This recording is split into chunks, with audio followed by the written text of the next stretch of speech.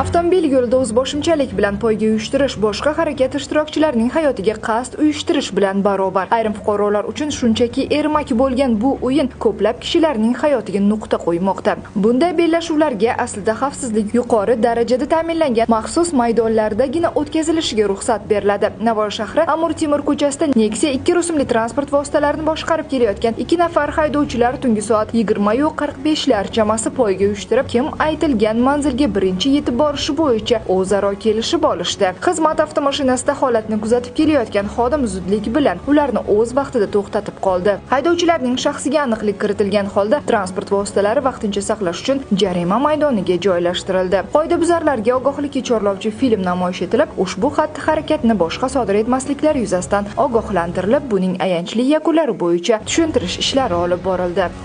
Shu ustaxonada praj ko'rdim, mashinaga programma urdim. Chiqdim, svetoforga haydab ko'rishga chiqdim. Qaytib kelishim g'ang qilib Nexia oldimga to'xtadi.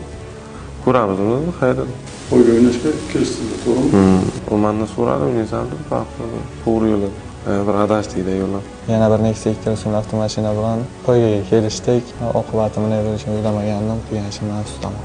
Tegishli tartibda ma'muriy bayonnomalar rasmiylashtirildi. Ushbu turdagi qo'pol qoidabuzarliklar yo'l transport hodisalariga sabab bo'lgani ko'p kuzatiladi. Ba'zilarning ko'ra bila turib o'zini o'zi muammolar girdobiga yetaklashi g'alati holat. Eslatib o'tish joiz, Navoiy shahridagi avtomobil yo'llari to'liq kuzatuv kameralari bilan jihozlanganligi bois bu kabi yo'l bezorlarining qoidabuzarligini aniqlash u qadar qiyin kechmaydi.